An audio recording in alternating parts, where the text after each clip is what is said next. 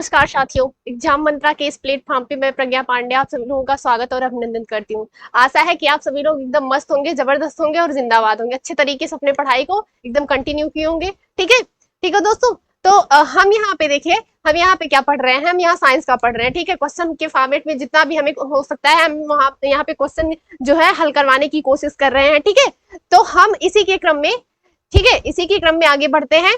ठीक है, हमने ये सारा चीज पढ़ा था। ठीक है, ये सारा चीज हमने डिस्कस कर लिया है बढ़िया से पिछले वाले वीडियो में। जितने भी जो क्वेश्चन बन सकते हैं इन सब के थ्रू, तो हमने इनके बारे में बढ़िया से जो है डिस्कशन कर लिया है। ठीक है, अभी जो है हम इसी के क्रम में आगे बढ़ते हैं। ठीक है, इसी के क्रम में आगे बढ़ रहे हैं। तो देखिए, ये सारा क्वेश्चन के फॉर्मेट में आपको मिलेगा। ये बहुत ज्यादा इंपॉर्टेंट है। ठीक है, देखने में तो बहुत छोटा लग रहा है लेकिन ये बहुत इंपॉर्टेंट है। तो आइए शुरुआत करते हैं। ठीक है, आराम से देखते चलिए। ठीक है, सारा क्वेश्चन वगैरह कैसे कैसे ये फॉर्म हो सकता है, ठीक है, कैसे फ्रेम्ड हो सकता है। तो आइए देखते हैं कि परमाणु रिएक्टर में देखिए क्या दे रखा है कि परमाणु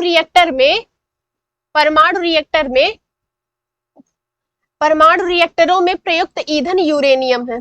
सबसे पहले तो हम ये जान लेते हैं कि आखिर ये परमाणु रिएक्टर क्या है, और इसमें इसके बाद देखेंगे कि ईंधन क्या है, ईंधन का यूज कैसे होता है, और ईंधन जो है वो यूरेनियम के यूज में कैसे आता है।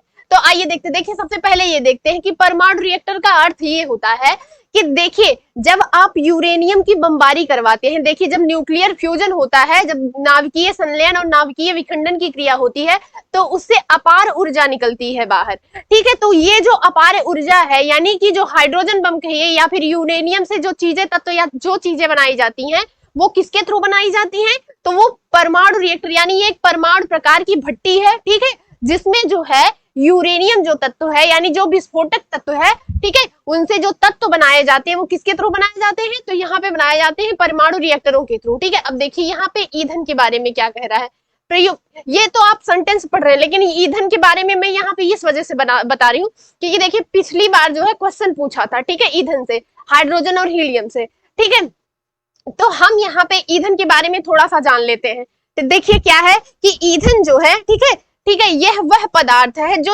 आवश्यक, मतलब ये जब जलता है, ठीक है, जब ये जलता है तो क्या करता है, ये हवा में जल के, ठीक है, बगैर कोई अनावश्यक पदार्थ उत्पन्न किए, ठीक है, ये जल करके बिना कोई अनावश्यक पदार्थ किए हुए, अनावश्यक उत्पाद उत्पन्न किए हुए, ये क्या करता है, ये उष्मा निकालता है। ठीक है, क्या करता है, ईंधन का काम क्या है कि ये उष्मा निकलती है इसके जलने से, और ये हवा से क्रिया करके, यानी ऑक्सीजन से क्रिया करके बिना कोई अनावश्यक उत्पाद बनाते हुए क्या निकालता है, ये उष्मा निकालता है। ठीक है, अब देखिए कि जो ये ईंधन है, ईंधन क्या है, ठीक है, इसका उष्मीय मान पूछता है। ठीक है, क्वेश्चन क्या पूछा था, उष्मीय मान।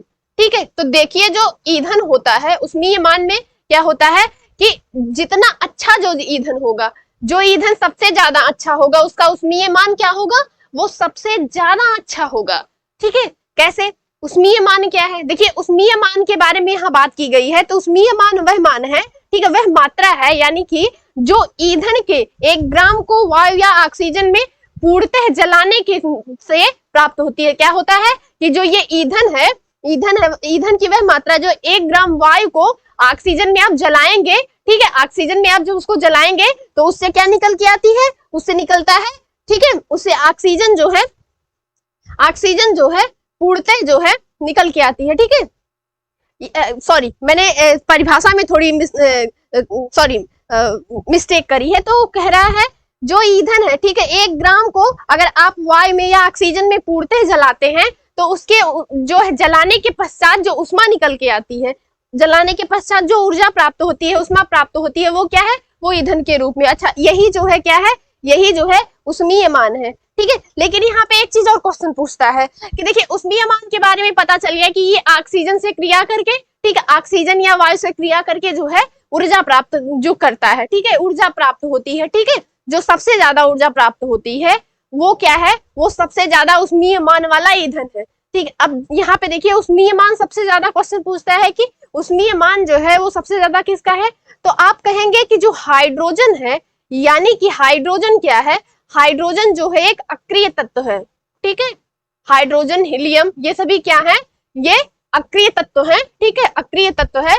तो इसका जो उष्मीय मान है, देखिए इसका जो उष्मीय मान है, इसका जो ऊष्मीय मान है, यहाँ पे देख लेते हैं, हाइड्रोजन का जो ऊष्मीय मान है वो क्या है, वो सबसे ज्यादा है, सबसे ज्यादा है। और सबसे ज्यादा क्यों है, क्योंकि जो हाइड्रोजन है, हाइड्रोजन जो है वो सबसे ज्यादा क्या है, वो सबसे ज्यादा ऊष्मीय मान का है, ठीक है। सबसे ज्यादा ऊष्मीय मान का क्या है कि हाइड्रोजन है। ईंधन के रूप में इसका जो प्रयोग होता है वो क्या होता है, ईंधन के रूप में इसका प्रयोग हम रॉकेट इंजनों में करते हैं, ठीक है। ईंधन के रूप में रॉकेट इंजनों में प्रयोग किया जाता है, किसमें, रॉकेट इंजन, ठीक है, रॉकेट इंजनों में, ठीक है। रॉकेट इंजन जो होते हैं उसमें इसका जो है प्रयोग किया जाता है। देखिए यहाँ पे एक चीज और देख लेते हैं कि जो हाइड्रोजन है, हाइड्रोजन को क्या बोलते हैं, हाइड्रोजन को जो है भविष्य का ईंधन बोलते हैं। हाइड्रोजन क्या है, फ्यूचर ऑफ फ्यूल, भविष्य का ईंधन। किसके बारे में बात कर रहा है, यहाँ पे देखिए हाइड्रोजन के बारे में बात की जा रही है। इसे क्या बोलते हैं, इसे भविष्य का ईंधन बोलते हैं, ठीक है, इसे भविष्य का ईंधन बोलते हैं। और हाइड्रोजन का जो ऊष्मीय मान है वो सबसे ज्यादा, यानी जिस तत्व का ऊष्मीय मान सबसे ज्यादा रहेगा वो क्या रहेगा, वो सबसे अच्छा ईंधन माना जाएगा, ठीक है। क्या माना जाएगा, वो सबसे ज्यादा अच्छा ईंधन माना जाएगा।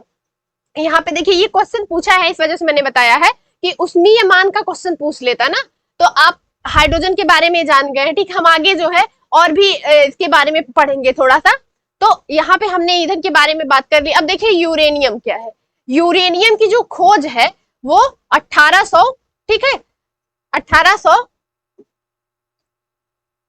यूरेनियम की जो खोज है, यूरेनियम की जो खोज है उसकी 1789 में की गई है।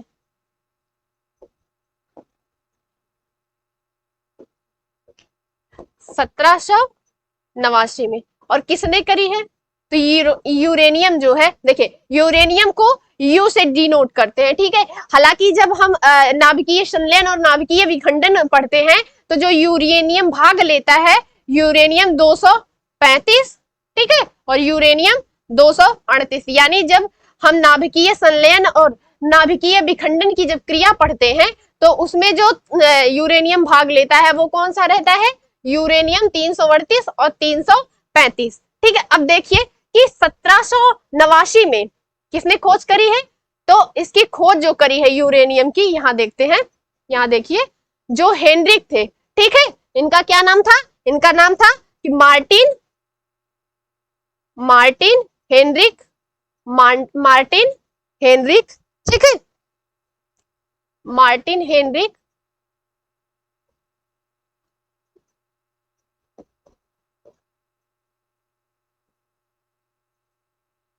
ठीक है, मार्टिन हेनरिक कैलापोर्थ, क्या नाम था, कैलापोर्थ, किसने खोज करी है, तो यूरेनियम की जो खोज की गई है 1789 में, ठीक है, 1789 में किसने खोज करी है, तो मार्टिन हेनरिच कैलापोर्थ, ठीक है, लिख देते हैं यहाँ पे, ठीक है, यहाँ पे देखिए लिखते हैं मार्टिन हेनरिक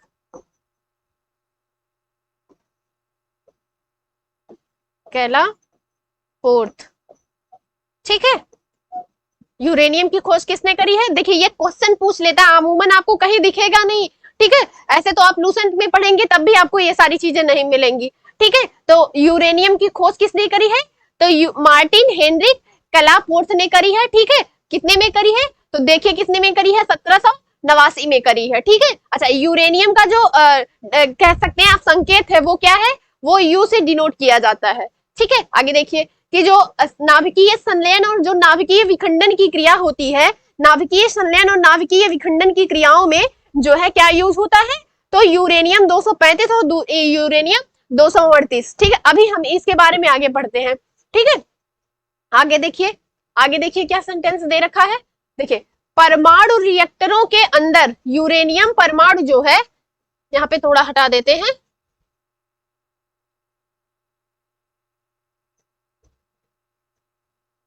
यहाँ पे लिख देते हैं कि कितने में की गई है यूरेनियम की खोज, तो 1788 में, ठीक है। आगे देखिए कि परमाणु रिएक्टर के अंदर यानी जो परमाणु भट्टी आप कह सकते हैं, उसके अंदर जो है यूरेनियम परमाणु नाम नियंत्रित श्रृंखला अभिक्रिया। अब ये देखिए क्या होता है कि जो परमाणु रिएक्टर है उसके जो अंदर यूरेनियम परमाणु है वो क्या करता है, उसकी क्रियाविधि जो होती है, यानी कि संलयन और विखंडन की जो क्रियाविधि होती है वो किसके द्वारा नियंत्रित होती है, तो वो जो है नियंत्रित श्रृंखला अभिक्रिया द्वारा जो है नियंत्रित होती है। ठीक है, किसके द्वारा होती है, तो नियंत्रित श्रृंखला अभिक्रिया के द्वारा। देखिए क्या होता है कि जब नाभिकीय संलयन और विखंडन की क्रियाएं होती है, ठीक है, तो उसमें क्या होता है, हम आगे जैसे भी पढ़ेंगे कि जो नाभिकीय संलयन है, नाभिकीय संलयन की क्रिया जो होती है उसमें क्या होता है कि कोई ऐसा तत्व, ठीक है, जो कोई ऐसा तत्व जो टूट करके मतलब एक छोटा तत्व टूट करके बड़े तत्वों में क्या होता है, परिवर्तित हो जाता है। ठीक है, बड़े तत्वों में क्या होता है, परिवर्तित हो जाता है। यानी कह सकते हैं आपकी जो जब कह सकते हैं कि जब दो हल्के नाभिक जो है, जो दो हल्के नाभिक हैं वो परस्पर संयुक्त होके, ठीक है, परस्पर जो संयुक्त होकर के वो क्या करते हैं, एक भारी तत्व यानी एक भारी नाभिक की रचना करते हैं। नाभिकीय संलयन में आपको क्या देखने को मिलेगा, इसमें मिलेगा कि जो दो हल्के तत्व हैं वो एक भारी तत्व में जो है कन्वर्ट हो जाते हैं, उसके बाद उसमें जो है अपार ऊर्जा जो है निष्कासित होती है, निकलती है। ठीक है, संलयन की क्रिया में होता है। अब देखिए विखंडन की क्रिया में क्या होता है कि दो जो हल्के जो नाभिक है, ठीक है, इसमें क्या होता है नाभिकीय विखंडन की क्रिया में, इसमें अच्छा ये जो विखंडन की क्रिया होती है, ठीक है, इसमें जो भी सेम कहानी वही है कि दो नाभिक जो है, हल्के नाभिक जो है टूट करके एक भारी नाभिक में जो है एक भारी नाभिक के तत्व कह सकते हैं, तत्व की रचना करते हैं। नाभिकीय संलयन और नाभिकीय विखंडन की क्रिया विधि इसमें होती है, संपन्न होती है। अच्छा देखिए सूर्य का जो थोड़ा सा नॉलेज के लिए आपको जानना चाहिए, सूर्य का जो कोरोना है, कह सकते हैं कि सूर्य में जो ऊर्जा प्राप्त होती है वो किसके थ्रू होती है, तो नाभिकीय संलयन और नाभिकीय विखंडन की क्रियाओं के फलस्वरूप जो है सूर्य में ऊर्जा प्राप्त होती है। ठीक है, तो हम आगे यहाँ पे और देखिए चलते हैं, आगे देखिए देखते हैं। अच्छा इसमें एक चीज और जान लीजिए, ठीक है, नाभिकीय मतलब जो न्यूक्लियर फ्यूजन की क्रिया विधि है, अच्छा उसके बारे में हम आगे यहाँ पे पढ़ेंगे, आगे दिया हुआ है। यहाँ पे बस इतना देख लीजिए, कि आखिर ये परमाणु जो यूरेनियम परमाणु का नाभिकीय विखंडन, और यहाँ पे देखिए विखंडन दिया गया है, तो विखंडन और संलयन की क्रिया विधि है क्या, ठीक है, हमने उसके बारे में थोड़ा सा यहाँ डिस्कशन किया है। आगे देखिए क्या दे रखा है, आगे देखिए क्या दे रखा है, देखिए क्या बोल रहा है कि मंदक न्यूट्रॉनों की गति को मंद करता है। अब ये मंदक क्या होता है, देखिए मंदक क्या है कि सबसे बड़ा कार्य इसका क्या होता है कि यह न्यूट्रॉनों की गति को मंद कर देता है। यानी अगर कोई क्रिया विधि किसी तत्व से रिएक्शन की क्रिया विधि हो रही है तो उसमें अगर आप एक मंदक डालेंगे, ठीक है, मंदक की क्रिया विधि करवाएंगे, तो वो क्या करता है कि उस रिएक्शन में जाकर के उसकी क्रिया विधि को क्या कर देता है, स्लो कर देता है, उसकी क्रिया विधि को क्या करता है, स्लो कर देता है। ठीक है, अच्छा मंदक पहले हम देख लेते हैं कि आखिर मंदक कौन कौन से हैं। यहाँ पे थोड़ा दिया भी गया है कि भारी जल यानी जो D2O है, ड्यूटीरियम ऑक्साइड बोलते हैं, इसका देखिए क्वेश्चन पूछ लेता है। ठीक है, इसको क्या बोलते हैं, इसको बोलते हैं ड्यूटीरियम ऑक्साइड, इसको क्या बोलते हैं, ड्यूटीरियम ऑक्साइड, ड्यूटीरियम ऑक्साइड, इसी को क्या बोलते हैं, भारी जल भी बोलते हैं। ठीक है, इसी को क्या बोलते हैं, भारी जल बोलते हैं। अब देखिए ग्रेफाइट या कैडमियम, कैडमियम का जो संकेत है, जो संकेत है, देखिए संकेत भी क्वेश्चन पूछ लेता है, संकेत जो है तो वो C और D से हम डिनोट करते हैं। ठीक है, देखिए क्या दे रखा है, भारी जल यानी D2O। ग्रेफाइट, ग्रेफाइट का यूज जानते हैं आप, पेंसिल में यूज होता है, ये कोयले का अपरूप है। ठीक है, आगे देखिए कि कैडमियम की जो छड़ है, कैडमियम की छड़ यानी CD की छड़ जो है प्रयोग का जो यूज होता है वो मंदक के रूप में किया जाता है। यानी अगर कोई क्रिया विधि हो रही हो, कोई रिएक्शन हो रहा हो, तो उसमें जो है क्या करते हैं, उसमें जो है क्या करते हैं कि भारी जल या ग्रेफाइट डाल देते हैं, या फिर कहिए कि कैडमियम की छड़ डाल देते हैं, वो मंदक के रूप में कार्य करता है। ठीक है, यानी उसकी जो क्रिया विधि है, उसमें न्यूट्रॉनों की जो क्रिया विधि है उसको क्या कर देता है, उसको जो है वो नियंत्रित कर देता है। देखिए यहाँ पे बोल रहा है ना कि मंदक जो है वो न्यूट्रॉनों की गति को मंद करता है, यहाँ मद दिया है तो ये आप देख लीजिए, ये मंद करता है। ठीक है, यानी जो है क्रिया विधि जो है क्या कर देता है, स्लो कर देता है, क्रिया विधि को क्या कर देता है, स्लो कर देता है। तो आगे देखते हैं। अच्छा इसमें ये देख लेते हैं कि इसमें ये देख लेते हैं। अच्छा, इसमें जानते हैं, इसमें एक क्वेश्चन पूछता है कि जो भारी जल है, भारी जल का जो घनत्व है, भारी जल का जो घनत्व है 1.1044, इसका घनत्व पूछता है। इसका क्या करता है, इसका घनत्व पूछ लेता है। तो जो भारी जल है यानी ड्यूटेरियम ऑक्साइड का जो घनत्व है कितना है 1.1044। अच्छा, ये जो है सामान्य जल से, मतलब जो हम लोग यूज करते हैं जल, उस जल से कितना गुना अधिक है। ठीक है, उस सामान्य जल से लिख देते हैं यहाँ पे, सामान्य जल से कितने गुना अधिक है सामान्य जल से। तो सामान्य जल से 1.0 ये पॉइंट में है। ठीक है, कितना है 1.0 अधिक होता है। ठीक है, ये सामान्य जल से 1.0 जो है अधिक होता है। किसकी बात कर रही है, किया जा रहा है, तो ये बात ड्यूटेरियम ऑक्साइड के बारे में की जा रही है, यानी कि भारी जल के बारे में बात की जा रही है। ठीक है, अच्छा देखते हैं, ये मैंने घनत्व तो बताया है, घनत्व तो क्वेश्चन में पूछ लेता है। ठीक है, ये सामान्य जल से 1.0 जो है अधिक है। ठीक है, आगे देखते हैं। अच्छा, इसी में जो है, इसी मंदक के रूप में क्या प्रयोग होता है, इसी मंदक के रूप में आपको बेरिलियम भी यूज किया जाता है।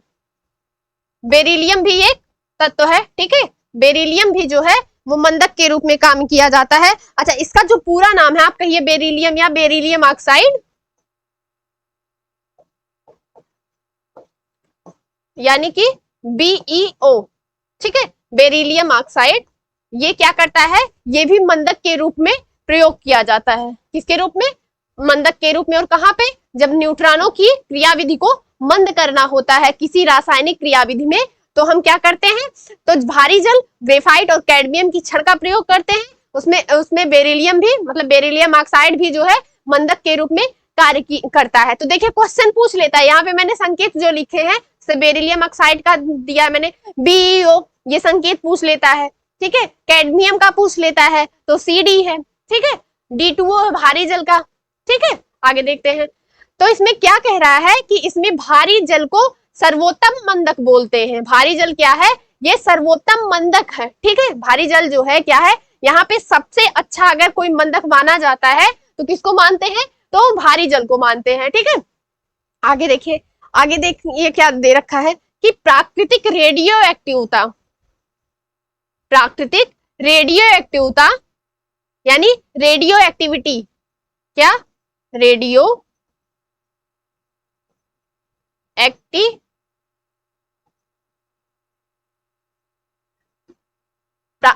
प्राकृतिक रेडियो एक्टिवता यानी रेडियो एक्टिविटी की जो खोज की है, किसने करी है, तो 1896 में।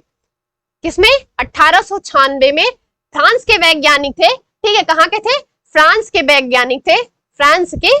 ठीक है, फ्रांस के वैज्ञानिक हेनरी बैकुरल ने करी है। किसने करी है, 1896 में जो प्राकृतिक रेडियो एक्टिव तत्व था, या कह सकते हैं रेडियो एक्टिवता की जो खोज करी है, तो 1896 में किसने करी है, हेनरी बैकुरल ने करी है। देखिए क्वेश्चन पूछ लेता है कि जो रेडियो एक्टिवता है उसकी खोज किसने करी है, तो आप बताएंगे कि उसकी खोज जो है 1896 में फ्रांस। ये भी पूछ लेता है कि कहाँ से थे, तो ये ध्यान दीजिएगा कि यानी मतलब फ्रेंच थे, ये फ्रांसीसी थे। ठीक है, कौन थे, हेनरी बैकुरल के बारे में बात कर रहा है। इन्होंने खोज करी है रेडियो एक्टिविटी की, यानी रेडियो एक्टिविटी की। ठीक है, आगे देखिए, आगे देखिए क्या दे रखा है, यहाँ पे देखिए क्या कह रहा है कि सूर्य में, किसमें, सन में जो ऊर्जा का निरंतर सृजन है, यानी कि जो सूर्य है, ऐसा तो सोचना चाहिए कि आखिर सूर्य के पास बहुत सारी एनर्जी है, वो इतना देता है तो कभी कम क्यों नहीं होती है। तो उसकी कमी ना होने का रीजन क्या है, उसकी कमी ना होने, उसमें ऊर्जा की कमी ना होने का कारण क्या है कि उसमें जो है ऊर्जा का निरंतर जो है सृजन हो रहा है, यानी कि उसमें ऊर्जा जो है निरंतर जो है बनती है। ठीक है, तब वो देता है, गिव करता है, गिव। ठीक है, यानी कि उसका प्रोसेस क्या है, गिव टेक वाला प्रोसेस है। ठीक है, उसमें ऊर्जा का निरंतर सृजन होता है। ठीक, आगे देखिए कि नाभिकीय संलयन यानी न्यूक्लियर फ्यूजन। अब देखिए यहाँ पे ये वर्ड आ गया, इसके कारण होता है। अब नाभिकीय संलयन की क्रियाविधि क्या है, देखिए इसमें क्या है कि जो दो हल्के तत्व नाभिकीय संलयन की क्रिया विधि में क्या होते हैं, दो हल्के तत्व हैं, ठीक है, दो हल्के तत्व जो है, जो दो हल्के जो है तत्व, या कहिए कि नाभिक, कहिए नाभिक, जो दो हल्के नाभिक हैं ये टूट करके क्या बनाते हैं, तो ये टूट करके जो है एक भारी नाभिक में कन्वर्ट हो जाते हैं, किसमें, एक भारी नाभिक में, ठीक है, एक भारी नाभिक में कन्वर्ट हो जाते हैं, जिसके फलस्वरूप क्या होता है कि अपार ऊर्जा निकलती है, यानी कि जो ऊर्जा होगी वो एकदम अपार होगी, इनफाइनाइट कहिए आप, कह सकते हैं अपार ऊर्जा, ठीक है। अब इसमें क्या पूछता है, इसमें क्वेश्चन पूछ लेता है कि जो सूर्य है, ठीक है, सूर्य में ऊर्जा का जो निरंतर सृजन है वो किसके थ्रू होता है, तो आप इसमें कहिए कि जब सूर्य मतलब सूर्य में जो ऊर्जा का निरंतर सृजन होता है वो न्यूक्लियर फ्यूजन के कारण होता है, यानी नाभिकीय संलयन की जो है क्रिया विधि होती है उसके कारण जो है यहाँ पे होता है। आगे देखते हैं, देखिए यहाँ पे क्या दे रखा है कि हाइड्रोजन बम एडवर्ड टेलर ने विकसित किया। हाइड्रोजन बम की जो खोज करी थी किसने करी थी, तो एडवर्ड टेलर ने, किसमें करी है, 1949 में। किसकी बात कर रहा है कि हाइड्रोजन बम, यानी न्यूक्लियर बम के बारे में बात कर रहा है, ठीक है, न्यूक्लियर बम कहिए, सॉरी न्यूक्लियर बम अलग है, हाइड्रोजन बम जो है, हाइड्रोजन बम को हाइड्रोजन बम ही बोलते हैं। तो हाइड्रोजन बम की जो खोज करी है किसने करी है, एडवर्ड टेलर ने करी है, 1949 में करी। अच्छा ये बताइए ये कहां से थे, तो ये थे, ठीक है, ये कहां से थे, जब यूएसएसआर का इंटीग्रेशन नहीं हुआ था उस टाइम पे खोज हुई है, यानी 1949 के बारे में बात की जा रही है, तो यूएसएसआर कह सकते हैं आप, यानी कि रसिया से।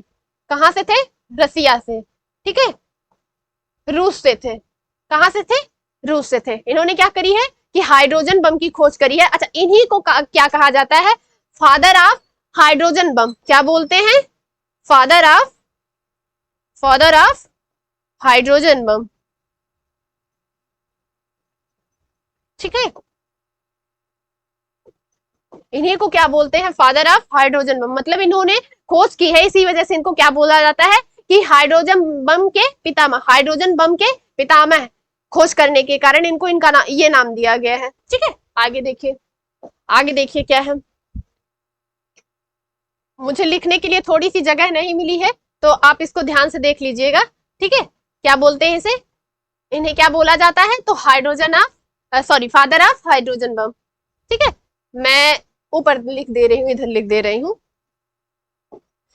ठीक है।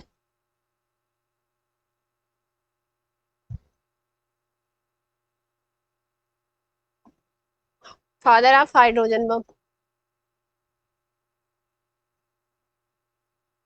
एडवर्ड टेलर के बारे में बात की जा रही है, तो ये क्या है, फादर ऑफ हाइड्रोजन, मैं संकेत इसका लिख दे रही हूँ, समझ जाइएगा। अच्छा, लिख ही दे रहे हैं, अदरवाइज ये कंफ्यूजन क्रिएट कर देगा। फादर ऑफ हाइड्रोजन बम,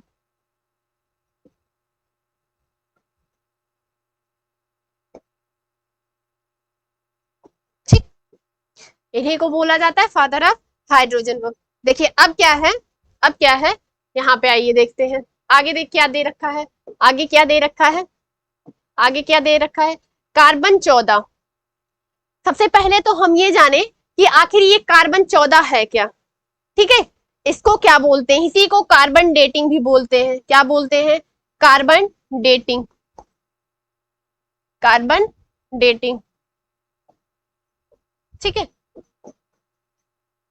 अब इसमें क्या होता है, कार्बन डेटिंग मेथड है जिसमें प्राचीन वस्तुओं के तिथि निर्धारण के लिए, यानी कि वो वस्तु कितनी पुरातात्विक है, कितनी प्राचीन है, अगर ये जानना हो तो हम किसका प्रयोग करते हैं, तो हम कार्बन 14 यानी कार्बन 14 या कार्बन डेटिंग मेथड इसे बोलते हैं।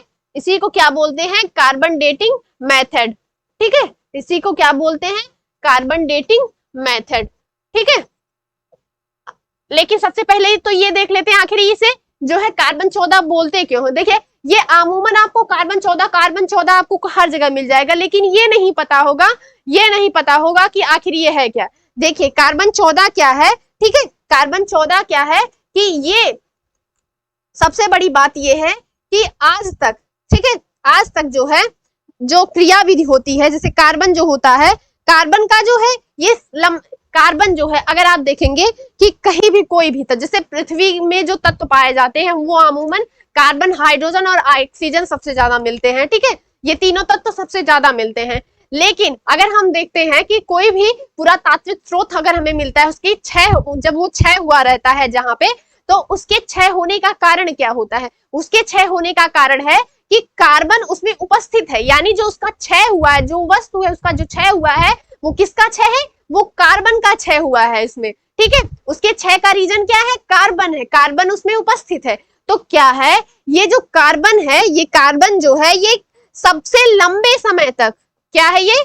सबसे लंबे समय तक, ठीक है, सबसे लंबे समय तक, ठीक है, जीवित रहने वाला रेडियोधर्मी, ठीक है, सबसे लंबे समय तक, ठीक है, सबसे लंबे समय तक जीवित रहने वाला, ठीक है, रेडियोधर्मी, सबसे लंबे समय तक जीवित रहने वाला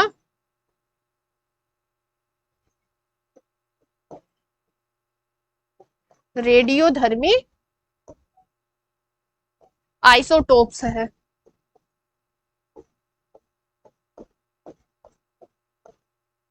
क्या है ये? सबसे लंबे समय तक जीवित रहने वाला रेडियोधर्मी आइसोटोप्स है। अब देखिए आइसोटोप्स का क्या मतलब होता है, देखिए आइसोटोप्स का क्या मतलब है कि जो कार्बन है, ठीक है, देख पृथ्वी का जो जो जितने भी आपको तत्व मिलेंगे वो किन किन तत्वों से मिलते हैं? हाइड्रोजन, कार्बन और ऑक्सीजन से मिलकर बने होते हैं, ठीक है। तो यहाँ पे जब हम कार्बन किसी भी वस्तु के क्षय के बारे में जानते हैं तो वो अमूमन क्या रहता है कि हम उसमें देखते हैं कि कार्बन जो है कितना, मतलब उसके उसका जो क्षय है, वो क्षय क्या दर्शाता है कि वो सबसे लंबे समय तक, यानी ऑक्सीजन भी उसमें खत्म हो जाएगी, हाइड्रोजन भी खत्म हो जाएगी, लेकिन जो सबसे लंबे समय तक उस पदार्थ में तत्व रहेगा वो क्या रहेगा? वो रहेगा कार्बन। तो कार्बन क्या, यानी कार्बन 14 जो देखता है वो क्या देखता है? ये सब जो कार्बन 14 है वो कार्बन का सबसे लंबे समय तक रहने वाला क्या है? रेडियोधर्मी आइसोटोप्स है, ठीक है। ये तत्व सबसे लंबे समय तक रहेगा, ठीक है, ठीक है। और ये क्या है? रेडियोधर्मी तत्व है, ठीक है, रेडियोधर्मी तत्व का आइसोटोप है, ठीक है। आगे देखते हैं, आगे देखिए, ठीक है, इसे हमें मिटाना पड़ेगा क्योंकि मेरे पास थोड़ा लिखने के लिए जगह नहीं है। यहाँ पे देख लेते हैं, देखिए यहाँ पे क्या है कि दिया सलाई, यानी जो माचिस बोलते हैं ना आप इसे, माचिस जिससे हम अमूमन आग जलाने का काम करते हैं, ठीक है, लकड़ियों से या जो भी है, ठीक है। माचिस की नोक में क्या होता है? लाल फास्फोरस, यहाँ मिस प्रिंट हो गया है तो लाल फास्फोरस है। लाल फास्फोरस का जो हम देखते हैं संकेत जो होता है, लाल फास्फोरस का जो संकेत है यानी कि रेड फास्फोरस, उसे किससे? P4 से डिनोट करते हैं। जो लाल फास्फोरस है वो कहाँ लगा होता है? जो माचिस है, माचिस की जो तीली देखते हैं ना आप, तीली पे जो क्या होता है वो रेड फास्फोरस होता है और फास्फोरस का हाइड्राइड होता है, ठीक है, या हाइड्रेट कह सकते हैं आप, फास्फोरस हाइड्रेट और P4 यानी लाल फास्फोरस और फास्फोरस हाइड्रेट होता है। और वो किसके बारे में बात कर रहा है? तो जो माचिस है, माचिस की जो तीली होती है ना, उस पे खुरचने के लिए कुछ लगा रहता है, तो उसी को क्या बोलते हैं यहाँ पे? वो रेड फास्फोरस उस पे होता है, ठीक है, ठीक है। हालांकि जो है, अच्छा यहाँ पे ये देख लेते हैं ना कि ये जो थोड़ा सा इतिहास देख लेते हैं कि जो दिया यानी जो माचिस पे इस तरह का जो प्रयोग किया, किसने कहाँ किया? तो सबसे पहले किसने किया था? तो चीन ने किया था, चाइना ने किया था, ठीक है, ठीक है, चाइना के यहाँ ऐसा कुछ प्रयोग हुआ था। यहाँ पे मतलब गोद वगैरह भी पहले ये बनाते थे, गोद से बनाते थे, उसकी प्राचीन कोई विधि थी, मतलब प्राचीन विधि थी, और जिसमें जो है गोद का यूज भी किया जाता था, ठीक है, उसमें विस्फोटक पदार्थ होते थे, तो उस टाइम भी रेड फास्फोरस मतलब फास्फोरस का यूज करते थे वो लोग, ठीक है। अभी प्रेजेंट टाइम में क्या है कि रेड फास्फोरस तो यूज करते हैं, लेकिन उसी में क्या करते हैं? फास्फोरस के और ऑक्साइड डालते हैं, जैसे कि फास्फोरस हाइड्राइड, ठीक है, यानी कि उसका जो सॉरी जो उसका फार्मूला है, इसमें लिखे, कहाँ लिखे यार, थोड़ा सा जगह बनाते हैं, ठीक है, थोड़ा सा जगह बनाते हैं। हम किसके बारे में यहाँ बात कर रहे हैं? तो हम बात कर रहे हैं जो P4 है, यानी जो रेड फास्फोरस है, यानी कि जो तीली है उसमें ये तो रेड फास्फोरस होता है प्लस, और क्या उसमें यूज करते हैं, ये क्वेश्चन पूछा है इसी वजह से मैं हम बता रही हूँ यहाँ पे कि रेड फास्फोरस P4 यानी P4O6 या उफ,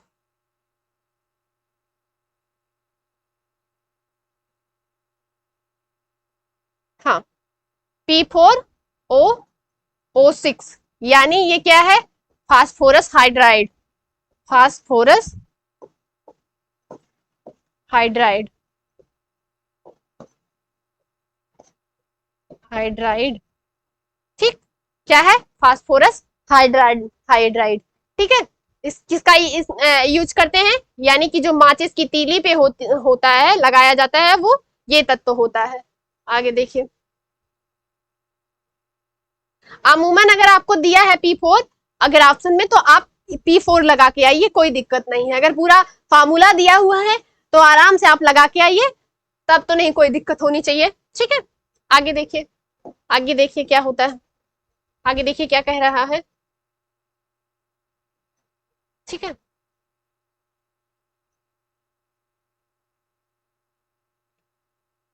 ठीक है, आगे देखिए कि मुख्य रूप से 3 प्रकार के उर्वरक होते हैं।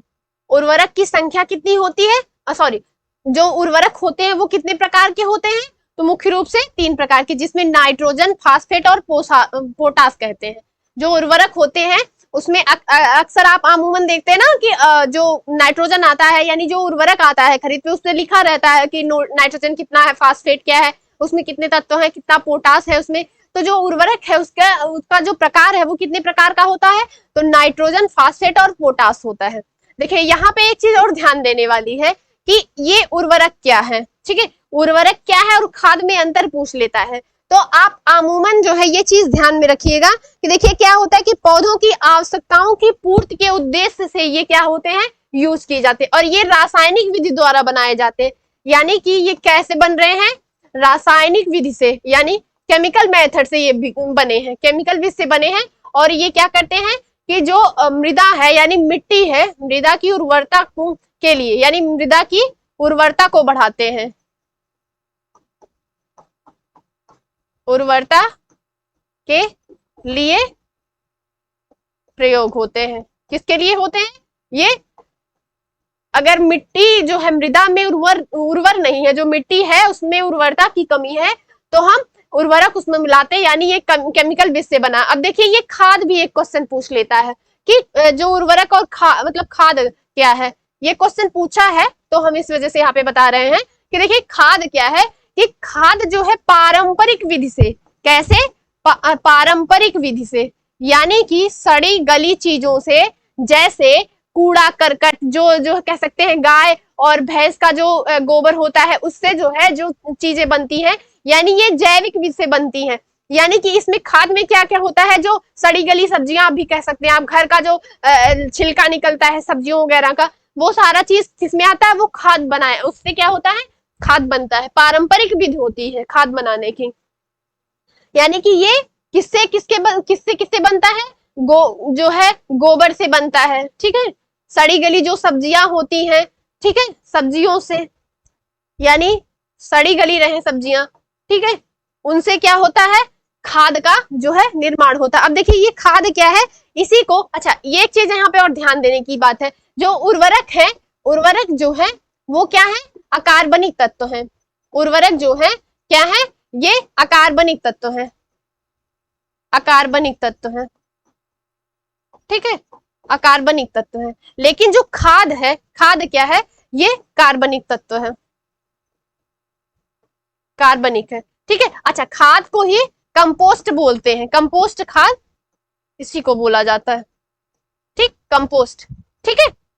आगे देखते हैं, इसके बारे में हमने देख लिया यहाँ पे, ठीक है। ये कूड़ा करकट और जो है सड़ी गली चीजों से इसका निर्माण होता है, गाय के गोबर से, जो घर की लास्ट में छिलका वगैरह सब्जियों का निकलता है, उससे जो है क्या बनता है, खाद जो है बनाई जाती है। आगे देखिए, आगे देखिए क्या कह रहा है कि पोटास जो है उर्वरक, पोटास जो उर्वरक है, ठीक है, यानी पोटास जो फर्टिलाइजर है, वो पोटेशियम से प्राप्त होता है। किससे प्राप्त होता है? तो वो पोटेशियम से प्राप्त होता है। किसके बारे में बात कर रहा है? पोटास के बारे में। ठीक है, ये क्वेश्चन पूछता है। ठीक है, क्वेश्चन पूछ लेता है तो आप इसे ध्यान दीजिएगा। ठीक, किससे प्राप्त होता है? तो ये पोटेशियम से प्राप्त होता है। ठीक, आगे देखते हैं। आगे देखिए, देखिए क्या बोल रहा है कि प्लास्टर ऑफ पेरिस। देखिए मैंने आपको इसके पहले वीडियो में बताया है, ठीक है, प्लास्टर ऑफ पेरिस के बारे में। तो इसका जो फार्मूला होता है, देखिए फार्मूला यहाँ पे अक्सर अमूमन पूछता है, तो आप इसे ध्यान दीजिएगा। CaSO4, ठीक है, इंटू, ठीक है, half H2O, half H2O, half H2O। जो ये फार्मूला है CaSO4 का होल ट्वाइस, ठीक है, sorry CaSO4 into half H2O, यानी जो जल के अणु है इसमें कितने हैं? हाफ तत्व होते हैं। ठीक है, किसकी बात कर रहा है? प्लास्टर ऑफ पेरिस की बात कर रहा है। ठीक है, इसका जो यूज होता है वो शल्य चिकित्सा में, यानी कि अगर आप सर्जरी करवाते हैं, ठीक है, सर्जरी में जो है इसका यूज किया जाता है। किस रूप में? तो प्लास्टर बनाने में। देखिए प्लास्टर बनाने में, ठीक है, डॉक्टरी में कह सकते हैं आप, मेडिकल में जो है इसका यूज प्लास्टर बनाने में, जो हाथ पैर में प्लास्टर नहीं लगते हैं, ठीक है, तो किससे बनाते हैं? प्लास्टर ऑफ पेरिस उसी बोलते हैं, उससे भी यूज किया जाता है, यानी CaSO4 इंटू हाफ H2O। ठीक है, तो और देखिए क्या बनता है, इसका यूज क्या है कि सांचे और मॉडल बनाने में, ठीक है, सांचे और मॉडल बनाने में। ठीक है,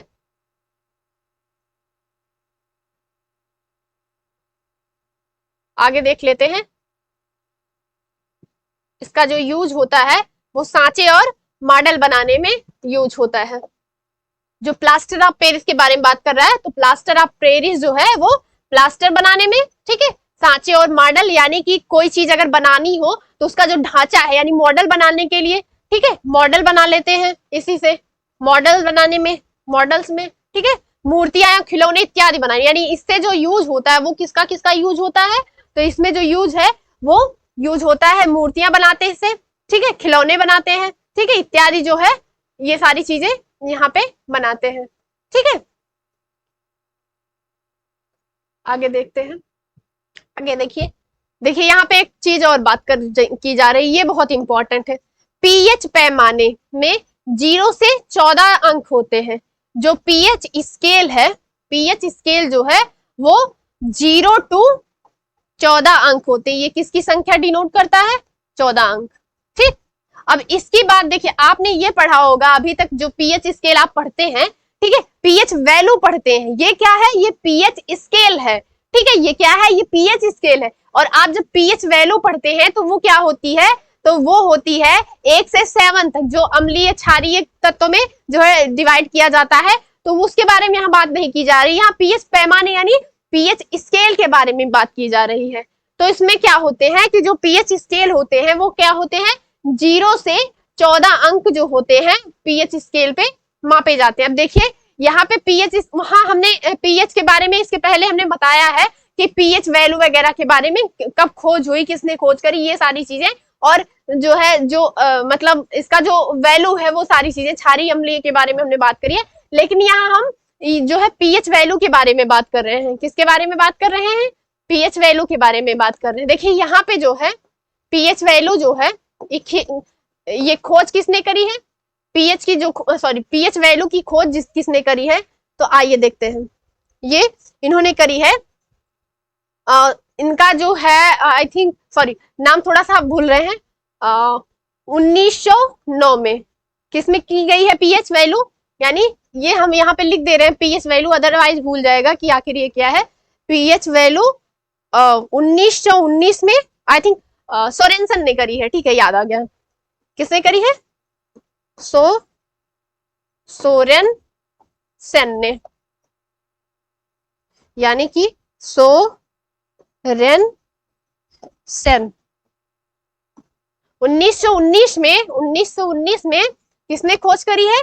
तो सोरेनसन ने करी है पीएच वैल्यू की खोज। ठीक है, आप इसको भूलिएगा मत, मतलब जब क्वेश्चन पूछ लेता ना थोड़ा सा कंफ्यूजन हो जाता, क्रिएट करता है, तो ये पीएच वैल्यू की बात की जा रही है। ठीक, ठीक है, आगे देखिए, यही बात यहाँ पे ये कर रहा है कि जिस विलयन में, यानी कि जिस विलियन में पीएच मान 7 से कम होता है, यानी पीएच वैल्यू जो है, कोई विलियन ऐसा है, ठीक है, उसमें जो पीएच वैल्यू है वो 7 से कम है, ठीक है, तो उसे क्या कहेंगे, उसे जो है अम्ल, जैसे नींबू का रस, तथा जिसका मान पीएच से अधिक होता है उसे क्या कहते हैं, क्षार कहते हैं, ठीक है। पीएच पैमाना कह सकते, लेकिन यहाँ पे पीएच यहाँ पे पीएच पैमाने की बात की जा रही है, यानी कि सोडियम कार्बोनेट या Na2CO3 के बारे में बात की जा रही है। अब आगे देखते हैं उसी क्रम में क्या है कि सामान्यतः धावन सोडा यानी Na2CO3 इंटू 10H2O, यानी कि जो धावन सोडा है, ठीक है, वाशिंग सोडा जो है, जो वाशिंग सोडा है उसमें जो जल के जो अणु है, किसके, H2O के जो अणु है वो कितने हैं, 10 अणु है, ठीक है, 10 अणु संलग्न है किससे, सोडियम कार्बोनेट से, ठीक है। आगे देखिए क्या कह रहा है कि धावन सोडा के रूप में कौन पाया जाता है, Na2CO3 इंटू 10H2O, ठीक है, फार्मूला ये पूछ लेता, केमिकल फार्मूला। आगे देखिए क्या कह रहा है कि अर्थात सोडियम कार्बोनेट के, यानी कि Na2CO3 जो है सोडियम कार्बोनेट के अणु से जल के 10 अणु संलग्न होते, यही तो यहाँ पे दे रखा है, यही जो तो केमिकल फार्मूला में तो यही कह रहा है ना कि Na2CO3 इंटू 10H2O, यानी जल का जो अणु है वो कितना है, 10 अणु संलग्न है, ठीक। आगे देखिए ये क्वेश्चन पूछता है अक्सर, इसको ध्यान दीजिएगा, बिल्कुल ध्यान से। आगे देखिए कि खाने के सोडे का, अब देखिए वो धावन सोडा था, सोडियम कार्बोनेट के बारे में बात किया है, अभी हम क्या बात करने वाले हैं, अभी हम यहाँ सोडियम बाइकार्बोनेट के बारे में बात करेंगे, ठीक है। ये क्या है, ये खाने वाला सोडा है, यानी ये बेकिंग सोडा है, ठीक है, इसी को क्या बोलते हैं, इसी को बेकिंग सोडा बोलते हैं, ठीक है, या यूं कहिए कि कुकिंग सोडा भी इसे बोलते हैं, इसी को बेकिंग सोडा, बेकिंग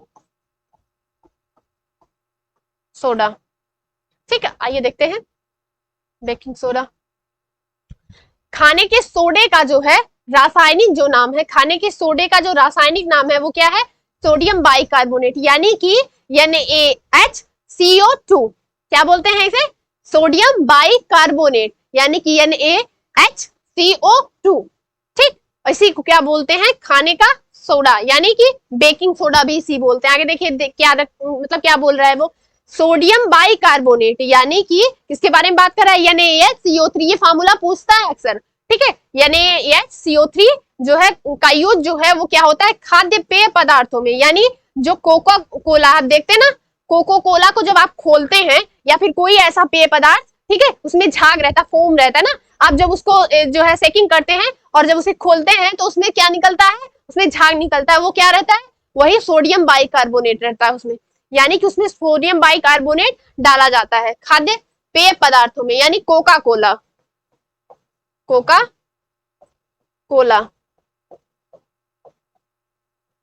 क्या है, कोका कोला बनाने में, यानी कोका कोला जो है पेय पदार्थों में किसका यूज किया जाता है, तो यहाँ पे यूज किया जाता है सोडियम बाइकार्बोनेट का, ठीक है। और ये क्या है, ये खाद्य पेय पदार्थ, देखिए क्वेश्चन ये पूछा है कि इसका जो यूज है वो बहुत ज्यादा पूछता है। एक तो आपने देखा कि इसी को बेकिंग सोडा यानी कि खाने वाला सोडा भी बोलते हैं, अब यही क्या है, ठीक है, यही क्या है, इसी का यूज जो है, जो खाद्य पेय पदार्थ है उसके बनाने में यूज होता है, ठीक है, संरक्षण में भी यूज होता है, और इसका नाम क्या है, तो सोडियम बाइकार्बोनेट के बारे में हम यहाँ पे बात कर रहे हैं, उसका जो फार्मूला है NaHCO3 के बारे में हम यहाँ पे, सॉरी CO2 के बारे में हम यहाँ पे बात कर रहे हैं, NaHCO2, ठीक है। आगे देखिए कि इसी का जो है, यानी कि सोडियम बाइकार्बोनेट जो है उसी का वाणिज्यिक नाम, ठीक क्या है, बेकिंग सोडा है, ठीक है, इसी का जो वाणिज्यिक नाम है वो बेकिंग सोडा है, ठीक है, बेकिंग सोडा है। अच्छा, इसी को क्या बोलते हैं, इसी को कुकिंग सोडा यानी खाने का सोडा भी बोलते हैं। देखिए ये अमूमन क्वेश्चन में कंफ्यूजन क्रिएट कर देता है कि सोडियम बाइकार्बोनेट जो है वो क्या है, सोडियम बाइकार्बोनेट जो है NaHCO2 है, और जो सोडियम कार्बोनेट है वो क्या है, तो यहाँ पे देखिए कि Na2CO3 है, यानी इसी को वाशिंग सोडा या धावन सोडा बोलते हैं, ठीक है। इसको क्या बोलते हैं, धावन सोडा, क्योंकि मैं इस वजह से कह रही हूँ कि दोनों क्वेश्चन अगर आ जाए आपको तो कंफ्यूजन नहीं होना है, ठीक है, आराम से आप लगा के देख के लगा के आइए कि इसका जो केमिकल फार्मूला है, जो इसका केमिकल फार्मूला क्या है, Na2CO3, यानी किसके बारे में बात कर रहा है, ये धावन सोडा है यानी सोडियम कार्बोनेट है। इसी को वाशिंग सोडा बोलते हैं। इसी को क्या बोलते हैं? इसी को वाशिंग सोडा बोलते हैं। ठीक है, वाशिंग सोडा, ये वाशिंग सोडा है। ठीक, इसी को धावन सोडा, सोडियम सोडियम कार्बोनेट। अब सोडियम बाइकार्बोनेट के बारे में, यानी सोडियम बाइकार्बोनेट में कितने अणु हैं? तो उसमें अणु होते हैं, ठीक है, उसमें कितने होते हैं? तो उसमें सोडियम बाइकार्बोनेट में NaHCO2, ठीक है। अणु के बारे में यहाँ बात नहीं पूछता है, इसका फॉर्मूला पूछता है, सोडियम बाइकार्बोनेट यानी NaSCO2। आगे देखिए, आगे देखते हैं, आगे देखते हैं क्या किसके बारे में बात कर रहा है कि सिरका यानी कि एसिटिक एसिड, किसके बारे में? जो आप सिरका यूज करते हैं ना, अक्सर सिरका खाते हैं ना, गन्ने का, शायद गन्ने से बनता है ना, तो सिरका जो है, सिरका के बारे में बात की जा रही है। लगभग 6 से 10%, कितना? 6 से 10% क्या होता है? एसिटिक एसिड यानी CH3COOH, ठीक है, कितना? CH3COOH, यानी जो इसका फार्मूला है वो क्या है? रासायनिक सूत्र जो है इसे, इसका जो है रासायनिक जो सूत्र है, रासायनिक सूत्र वो क्या है? CH3COOH, ठीक है। किसके बारे में बात कर रहा है? Acetic acid. और ये क्या है? ये सिरका बोलते हैं, ठीक है, सिरका को एसिटिक एसिड बोलते हैं। और उसका जो रासायनिक सूत्र है CH3COOH। अच्छा, ये जो है इसमें लगभग आपको 6 से 10% एसिटिक एसिड मिलेगा सिरके में, ठीक है। आगे देखिए, देखिए सिरके का जो यूज है, सिरका जो है उसका जो यूज है वो प्रयोगशाला में यानी लेबोरेटरी में क्या है? अभिकर्मक के रूप में। किसके रूप में? अभिकर्मक के रूप में प्रयोग किया जाता था। इसी का जो यूज है अचार बनाने में, चटनी बनाने में इत्यादि में जो इसका यूज है किया जाता है। किसके बारे में बात की जा रही है? सिरका के बारे में, ठीक है। तो सिरका का यूज कहाँ कहाँ है? अचार चटनी बनाने में, प्रयोगशाला में, अभिकर्मक के रूप में, ठीक है। देखिए आगे दे रखा है, आगे दिया है, आगे दिया है, दिया सलाई बनाने में, यानी कि जो माचिस है, किसके बारे में बात कर रहा है? माचिस, ठीक है। माचिस में लाल फास्फोरस यानी red phosphorus, red phosphorus, red phosphorus के बारे में बात कर रहा है। अच्छा, रेड फास्फोरस का मैंने फार्मूला बताया P4, ठीक। आगे देखिए कि दिया सलाई यानी माचिस में लाल फास्फोरस यानी रेड फास्फोरस और फास्फोरस ट्राइड का जो है उपयोग किया जाता है। किसका उपयोग किया जाता है? तो जो है दिया सलाई बनाने में, यानी दिया सलाई उद्योग में कह सकते हैं, इंडस्ट्री में जो है रेड फास्फोरस और फास्फोरस ट्राइड का जो है यूज किया जाता है, ठीक है। आगे देखिए, आगे देखिए क्या है, ठीक है। गैस के गुब्बारे में, यानी जो आप देखते ना कि फ्लाइंग, स्काई फ्लाइंग वगैरह की जो क्रियाविधि होती है, अक्सर नहीं है, गैस के गुब्बारे भरे रहते हैं जिसमें फ्लाइंग करते हैं सब ऊपर, तो उसमें क्या यूज होता है? यहाँ पे देखते हैं कि गैस के गुब्बारे, वो गैस के गुब्बारे रहते हैं, ठीक है, ठीक है। गैस के गुब्बारे में हाइड्रोजन गैस, किसके बारे में बात कर रहा है? हाइड्रोजन गैस की बात कर रहा है। किसके बारे में? हाइड्रोजन गैस की जगह, हाइड्रोजन गैस की जगह कौन सी गैस होती है? हीलियम गैस, ठीक है। अब हीलियम गैस के बारे में क्वेश्चन बहुत पूछा है, ठीक है। यहाँ पे देख लेते हैं हीलियम गैस के बारे में। यहाँ पहले देख लेते हैं कि क्या लिखा है कि गैस के गुब्बारे में हाइड्रोजन गैस की जगह हीलियम गैस यानी He का प्रयोग किया जाता है, ठीक है। क्योंकि अच्छा, इसका यूज क्यों किया जाता है? तो हीलियम गैस जो है अदाय है, यानी ये जलती नहीं है, ये जलती नहीं है, ठीक है, ठीक है, ये जलती नहीं है, ठीक है। इसी वजह से इसका यूज किया जाता है। देखिए हीलियम गैस जो है, ठीक है, हीलियम गैस जो है वो क्या है? हीलियम गैस है, क्या है? अक्रिय गैस, ठीक है, क्या है? अक्रिय गैस, ठीक है। पीरियोडिक टेबल आप आशा है कि पढ़े होंगे, 12th में था, 10th से 12th में। तो ये क्या है? हीलियम गैस जो है अक्रिय गैस, यानी कि निष्क्रिय गैस है। अक्रिय गैस कहिए या निष्क्रिय गैस कहिए, क्या है? ये निष्क्रिय गैस है। किसके बारे में बात की जा रही है? तो ये हाइड्रोजन के बारे में बात की जाए। देखिए 1868 में हीलियम गैस की अगर बात की जाए तो 1868 में पहले जो हीलियम गैस का जो संकेत दिया गया पियरे जेसी जॉनसन ने दिया। जो हीलियम मतलब हीलियम का जो संकेत है He का जो संकेत है वो किसने दिया? 1868 में जोसेफ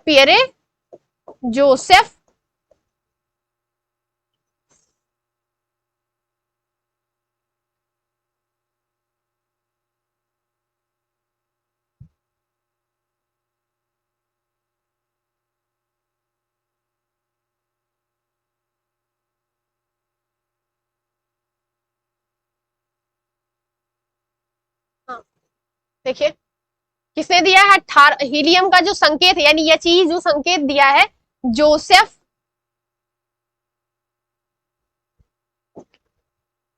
किसने दिया है?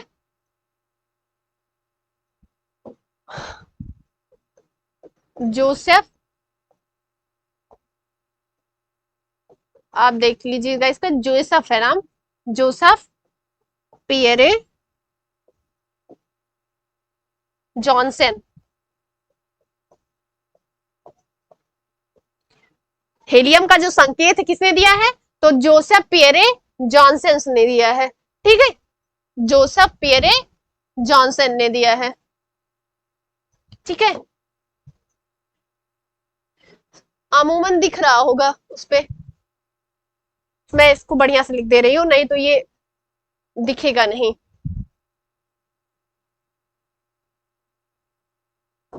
थोड़ा इसे बड़ा कर लेते हैं तब लिखते हैं।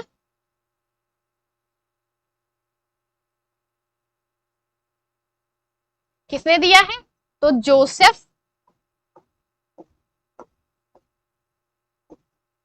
पियरे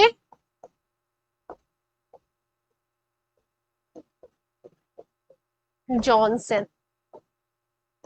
ये हीलियम संकेत की बात की जा रही है, यानी He जो संकेतक रूप में आया है वो किसने दिया है? तो जोसेफ पियरे जॉनसन ने दिया है। ठीक है, अच्छा जोसेफ नॉर्मन लॉकनायर ने क्या दिया? इसका नाम दिया, इन्होंने संकेत दिया और नाम किसने दिया?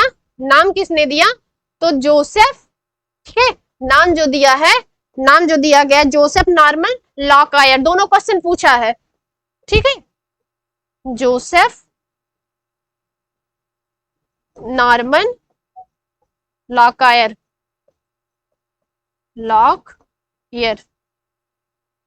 किसमें बात की जा रही है कि 1868 में हीलियम जो है अक्रिय गैस है। ठीक, कैसी है? अक्रिय गैस है।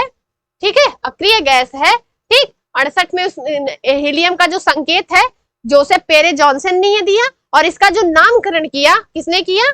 नामकरण जो किया है तो जोसेफ नॉर्मन लॉकनायर ने किया है। ठीक है, आगे देखते हैं, आगे देखते हैं, आगे देखिए।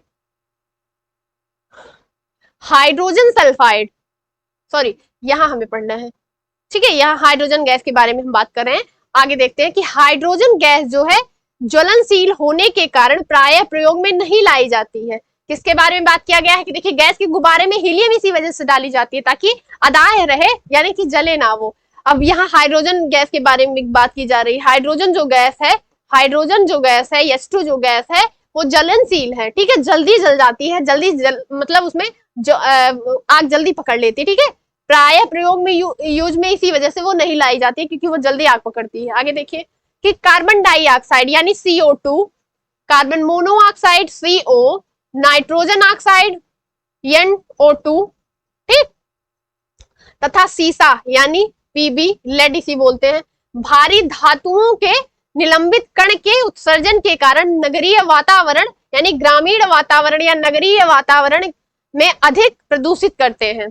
क्या बात कर रहा है कि देखिए कार्बन डाइऑक्साइड, नाइट्रोजन डाइऑक्साइड और कार्बन मोनोऑक्साइड, ये सभी अमूमन गैसें क्या है जिसमें सीसा है, भारी तत्व के गैस है, भारी तत्व या धातु है, उनके जो निलंबित कण है वो सभी क्या करते हैं? वो वायु प्रदूषण का कार्य करते हैं। ठीक है, इसी वजह से जो नगरीय प्रदूषण है वो ज्यादा है। ठीक है, नगरीय प्रदूषण ज्यादा क्यों? क्योंकि यहाँ पे मोटर गाड़ियां, बहुत ज्यादा पेट्रोल और डीजल का यूज किया जाता है। गांव में वातावरण जो है अभी नेचुरल आपको बहुत ज्यादा मिलेगा, तो वहां जो प्रदूषण है वो कम मिलता है। ठीक है, यहाँ जो प्रदूषण है वो ज्यादा, यानी नगरीयकरण का जो प्रदूषण है, नगरीय प्रदूषण जो है वो ज्यादा होगा जो है अपेक्षा ग्रामीणीय प्रदूषण से। ठीक है, आगे देखिए, आगे देखते हैं। हाइड्रोजन सल्फाइड किसके बारे में बात कर रहा है? हाइड्रोजन सल्फाइड, जिसका जो फार्मूला है, वो क्या है? हाइड्रोजन सल्फाइड का जो फार्मूला है H2S, क्या है? H2S। ठीक है, हाइड्रोजन सल्फाइड क्वेश्चन पूछा है। ठीक है, ये रंगहीन गैस होती है, ये क्या है? कलरलेस है। क्या है? कलरलेस गैस है। ठीक है, कलरलेस गैस है, सॉरी, कलरलेस गैस है। ठीक है, आगे देखिए, जिसमें क्या होता है कि सड़े अंडे जैसी गंध आती है। हाइड्रोजन सल्फाइड जो है क्या है? ये कलरलेस यानी रंगहीन गैस है और इसमें जो है सड़े अंडे जैसी गंध आती है। ठीक है, गंध कहिए, दुर्गंध कहिए, जो भी कहिए, तो इसमें क्या होता है कि सड़े अंडे जैसी गंध आती है, यानी कलरलेस गैस है। ठीक है, इसका फार्मूला पूछता है हाइड्रोजन सल्फाइड के बारे में। ठीक है, हाइड्रोजन सल्फाइड के बारे में पूछता है। तो आगे देखते हैं, इसी के क्रम में आगे देखिए क्या है कि 1847, ठीक है, यानी कि 1887 में, सॉरी 1847 में जेम्स सिम्पसन ने, किसने? जेम्स सिम्पसन ने क्लोरोफॉर्म का निश्चेतक के रूप में प्रयोग किया। देखिए, क्लोरोफॉर्म की जो खोज है, ठीक है, क्लोरोफॉर्म यानी CHCl3, क्लोरोफॉर्म का जो रासायनिक सूत्र है, ठीक है, जो क्लोरोफॉर्म का रासायनिक कह सकते हैं आप, रासायनिक सूत्र के रासायनिक नाम कहिए तो रासायनिक सूत्र वो क्या है? CHCl3। अच्छा, इन्होंने क्या करा है कि इन्होंने जो है खोज करी है, क्लोरोफॉर्म की जो खोज की गई वो 1831 में की है। किसने? जेम्स सिम्पसन ने 1831 में जो है क्लोरोफॉर्म गैस की खोज की। ठीक है, इसका नामकरण इन्होंने CHCl3 किया। अच्छा, इसका जो यूज इन्होंने किया, जो प्रयोग किया, इसका जो यूज किया पहली बार, वो क्लोरोफॉर्म का निश्चेतक के रूप में, यानी कि निश्चेतक क्या है कि अगर सर्जरी करवानी है, जैसे मेडिकल टर्म में यूज किया जाता है कि आपको अगर जो भी जाता है, अगर उसका ऑपरेशन वगैरह करवाना हो तो उसे क्या होता है, उसे एक जो है निश्चेतक यानी कि बेहोशी में लाने के लिए जो है सुई लगाई जाती है। लेकिन इसका जो प्रयोग है, इसे सुई लगाना नहीं, मतलब सुई, इसका कहिए तो सुई नहीं लगा सकते, क्लोरोफॉर्म को तो वैसे सुंघा भी देते हैं। आप अक्सर उसमें देखे होंगे कि CID में कि जो है क्लोरोफॉर्म सुंघा दिए तो वो बेहोश हो जाता है, तो ये बेहोशी का कारक है। ठीक है, क्लोरोफॉर्म। ठीक है, अच्छा, इसका यूज जो है 1887 में शुरू हुआ, लेकिन खोज जो है 1831 में करी गई है। ठीक है, आगे देखिए क्या है कि KMOG4 क्या है? KMOG4 यानी पोटेशियम परमैंगनेट। ठीक है, पोटेशियम परमैंगनेट के बारे में बात की जाए, इसका जो केमिकल फार्मूला है, ठीक है, केमिकल जो सूत्र है, केमिकल फार्मूला, ठीक है, वो क्या है? केमिकल फार्मूला है KMOG4। ठीक, इसी को पोटेशियम परमैंगनेट भी बोलते हैं। ठीक है, इसका जो यूज होता है वो रोगाणुनाशी के रूप में होता है। रोगाणुनाशी मतलब कि रोगों से रक्षा के संदर्भ में इसका प्रयोग किया जाता है। ठीक है, अगर किसी घर में या कहीं भी चीजें जैसे कि दीमक वगैरह लग जाते हैं तो इसी को जो है प्रयोग में लाया जाता है। ठीक है, आमूमन रोगाणुनाशी है, रोगाणुओं से रक्षा करता है। ठीक है, आगे देखिए कि जो पोटेशियम परमैंगनेट है यानी कि KMnO4 जो OG4 जो है वो क्या है? एक एंटीसेप्टिक है। क्या है ये? एंटीसेप्टिक है, जिसका प्रयोग जो है हाथों तथा पैरों में त्वचा रोग तथा फंगस यानी कवक के संक्रमण को रोकने में तथा अल्सर मतलब पथरी बोलते हैं ना अल्सर को, ठीक है, पथरी के उपचार में किया जाता है। किसके बारे में ये कह रहा है?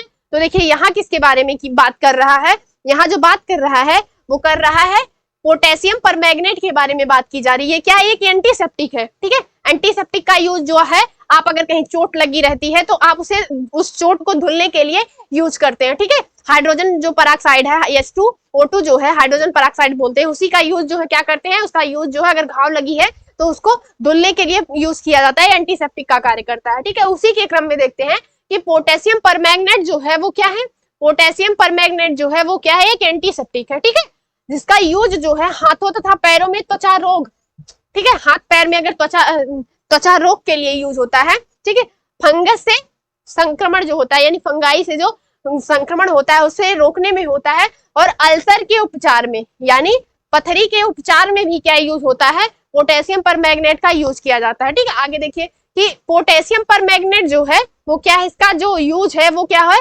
गोनेरिया। अब ये क्या है, देखिए गोनेरिया जो है ये बैक्टीरिया से होने वाला रोग है, किससे होता है, बैक्टीरिया से, ठीक है, बैक्टीरिया से यानी कि जीवाणु से होने वाला क्या है, रोग है। किसके बारे में बात की जा रही है, गोनेरिया के बारे में बात की जा रही है, ठीक है। इसके उपचार में जो है यूज होता है पोटेशियम परमैंगनेट, ठीक है। इसी को क्या बोलते हैं, इसी को लाल दवा यानी लाल दवा के रूप में ही जाना जाता है, ठीक है। इसी को पोटेशियम परमैंगनेट के बारे में बात कर रहा है, इसी को क्या बोलते हैं, लाल दवा के बारे में बोलते हैं, ठीक है। आज के लिए बस इतना ही रखते हैं, ठीक है, ठीक है दोस्तों। इसी के क्रम में हम आगे कल बढ़ेंगे, ठीक है। आज के लिए बहुत बहुत धन्यवाद।